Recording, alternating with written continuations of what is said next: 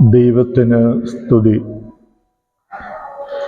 പരിശുദ്ധ അമ്മയോടൊപ്പം എന്ന ശനിയാഴ്ച വിചിന്തന പരമ്പരയിലെ 23-ാം ഭാഗത്തിലേക്ക് നാം കടക്കുകയാണ്.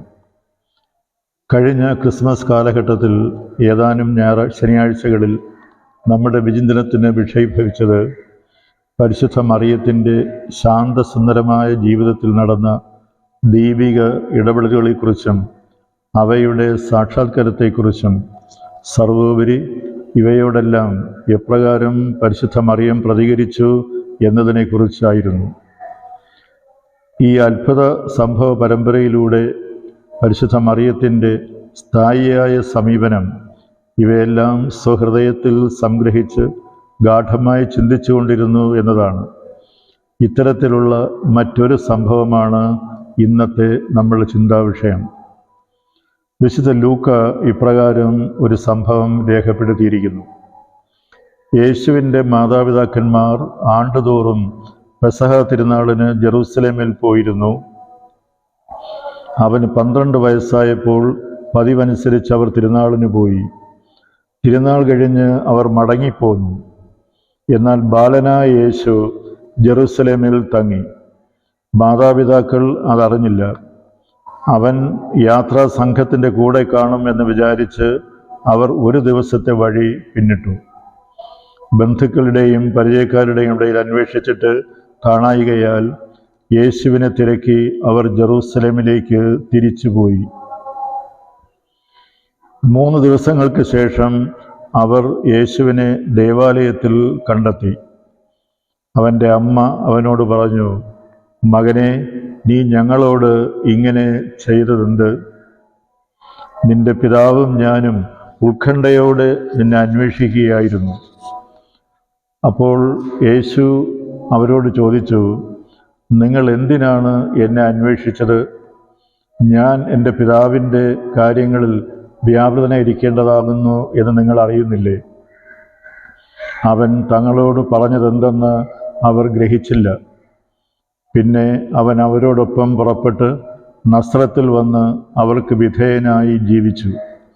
അവൻ്റെ അമ്മ ഈ കാര്യങ്ങളെല്ലാം ഹൃദയത്തിൽ സംഗ്രഹിച്ചു. ലൂക്ക അധ്യായം 2, 41 മുതൽ 51 വരെയുള്ള വചനങ്ങൾ.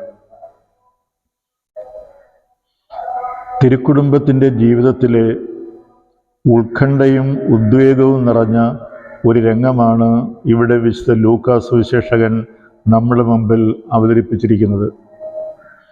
യേശുവിൻ്റെ മാതാപിതാക്കൾ ആണ്ടുതോറും പെസഹ തിരുനാളിന് ജെറൂസലേമിൽ പോയിരുന്നു എന്ന ആദ്യ വാചകം തന്നെ എത്രയോ അർത്ഥപൂർണമാണ്. ദൈവപുത്രന് ജന്മം നൽകിയ ദൈവമാതാവായ മറിയവും ദൈവം നിയോഗിച്ച ദൈവപുത്രൻ്റെ സംരക്ഷകനും വളർത്തുപിതാവുമായ വിശുദ്ധ യൗസേപ്പും തങ്ങളുടെ ദൈവദത്തമായ ശ്രേഷ്ഠ സ്ഥാനങ്ങളിൽ അഹങ്കരിക്കാതെ ഊറ്റം കൊള്ളാതെ മറ്റേതൊരു സാധാരണ യഹൂദ കുടുംബത്തെയും പോലെ പെസഹ ആചരിക്കാൻ ജെറൂസലേമിലേക്ക് പോകുന്നു. ബാലനായ യേശുവും ഒപ്പമുണ്ട്. തിരുക്കുടുംബം താമസിച്ചിരുന്ന നസ്രത്തിൽ നിന്ന് ജെറൂസലേമിലേക്കുള്ള ദൂരം ഏകദേശം 90 മൈലാണ്. സാധാരണഗതിയിൽ 4 ദിവസത്തെ യാത്രയാണ് ഈ തീർത്ഥാടനത്തിന് ആവശ്യമായി വരുന്നത്. പകൽ സമയം 8 മണിക്കൂറോളം ഇവർ നടക്കുന്നു. സന്ധ്യയ്ക്ക് ബന്ധുക്കളുടെയോ പരിചയക്കാരുടെയോ ഭവനങ്ങളിൽ തങ്ങുന്നു. രാവിലെ യാത്ര തുടരുന്നു. ബൈബിൾ വ്യാഖ്യാന വിദഗ്ധർ ഇപ്രകാരമാണ് വിശദീകരണം നൽകിയിരിക്കുന്നത് ഈ ഭാഗത്തെക്കുറിച്ച്. യേശുവിന് 12 വയസ്സുള്ളപ്പോൾ നടത്തിയ ജെറൂസലേം യാത്രയെക്കുറിച്ചാണല്ലോ നാം ഇപ്പോൾ ചിന്തിക്കുന്നത്. സുവിശേഷകൻ രേഖപ്പെടുത്തിയിരിക്കുന്ന അനുസരിച്ച് മടക്കയാത്രയിൽ ആദ്യ ദിവസം പിന്നിട്ടപ്പോൾ ബാലനായ യേശു കൂടെയില്ല എന്ന് മാതാപിതാക്കൾ തിരിച്ചറിയുന്നു. ഉത്കണ്ഠയോടെ മകനെ അന്വേഷിച്ച് മാതാപിതാക്കൾ ജെറൂസലേമിലേക്ക് മടങ്ങുന്നു. ജെറൂസലേമിലെ പരിചയക്കാരുടെയും ബന്ധുക്കളുടെയും ഭവനങ്ങളിലും പൊതുസ്ഥലങ്ങളിലുമെല്ലാം തീ നീർന്ന ഹൃദയത്തോടെ മറിയവും തൻ്റെ സംരക്ഷണത്തിന് ദൈവം ഏൽപ്പിച്ച ബാലന് ഒന്നും സംഭവിക്കരുതേ എന്ന പ്രാർത്ഥനയോടെ വിശുദ്ധ യൗസേപ്പും അലയുകയാണ്.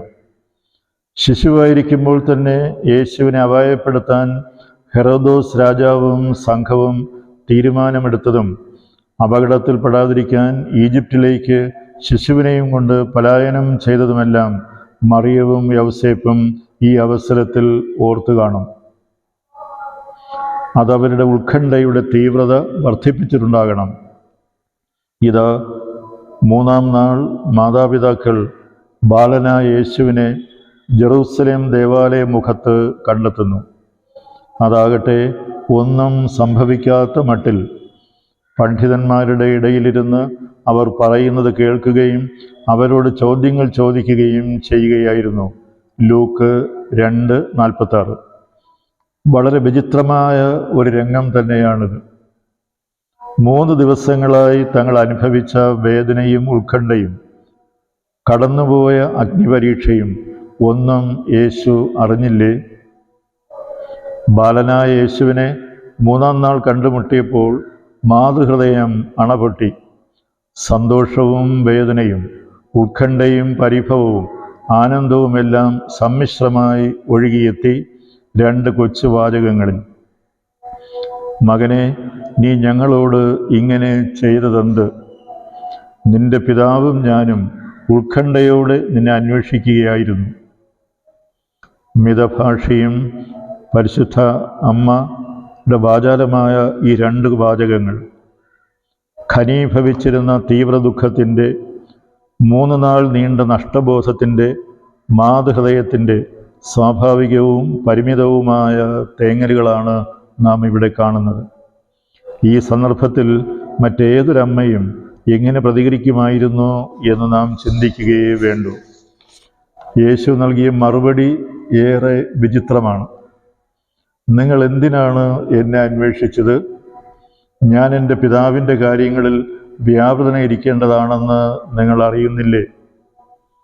യേശുനാഥനോടുള്ള എല്ലാ സ്നേഹവും ആദരവും വിശ്വസ്തതയും ആരാധനയും ഉയർത്തിപ്പിടിച്ചുകൊണ്ട് തന്നെ സ്നേഹമസൃണമായ സ്വാതന്ത്ര്യത്തോടെ നാം പറഞ്ഞു പോകും നമ്മുടെ സാധാരണ ഭാഷാ ശൈലിയിൽ, ഇതൽപ്പം കടന്നുപോയില്ലേ യേശുനാഥ എന്ന്.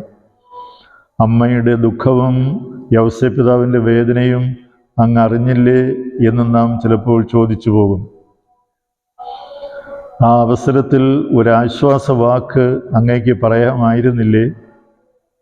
പക്ഷേ സംഭവിച്ചത് നേരെ മറിച്ചാണ്. അതാണ് യേശുവിൻ്റെ ശൈലി, അതാണ് ദൈവത്തിൻ്റെ വഴികൾ. അവ നിഗൂഢങ്ങളാണ്. ദൈവപുത്രൻ്റെ വഴികളും അപ്രകാരം തന്നെ.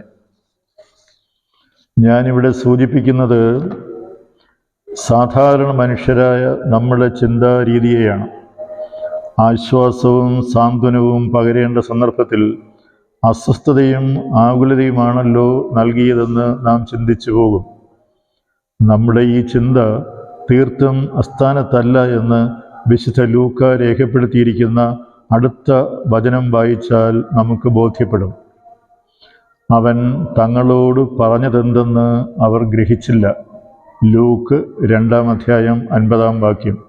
അതെ, ബാലനായ യേശുവിൻ്റെ വാക്കുകളുടെ അർത്ഥവും വ്യാപ്തിയും അമ്മയായ പരിശുദ്ധ മറിയവും വളർത്തുപിതാവായ വിശുദ്ധ യൗസേപ്പും ഗ്രഹിച്ചില്ല എന്ന് സുവിശേഷകൻ തന്നെ സാക്ഷ്യപ്പെടുത്തുന്നു.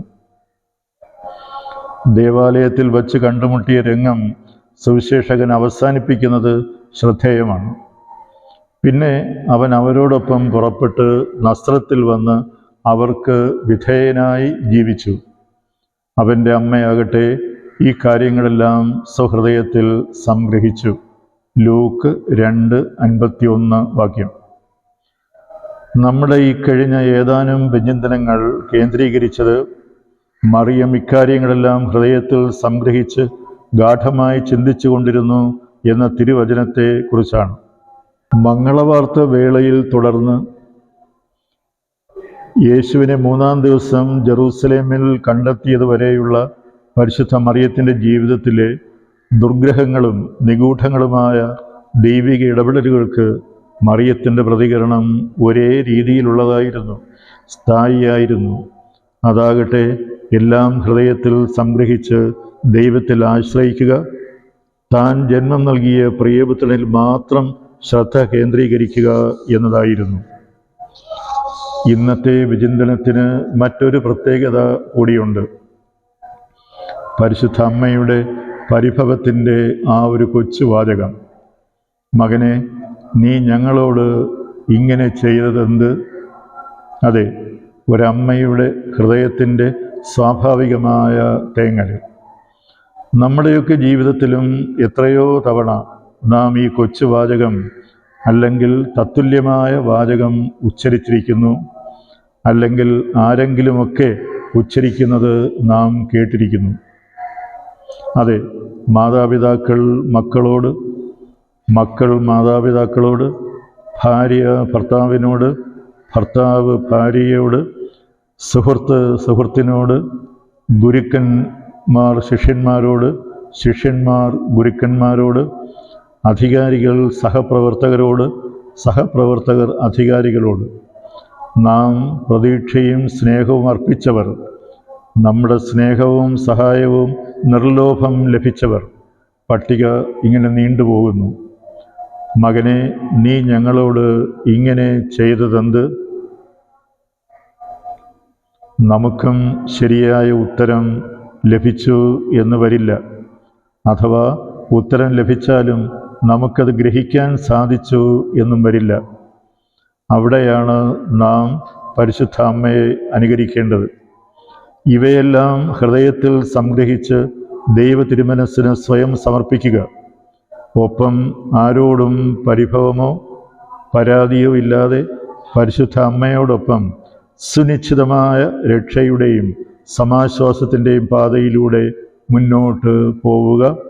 പ്രത്യാശ കൈവെടിയാതെ നമുക്ക് യാത്ര തുടരാം. ആമേൻ.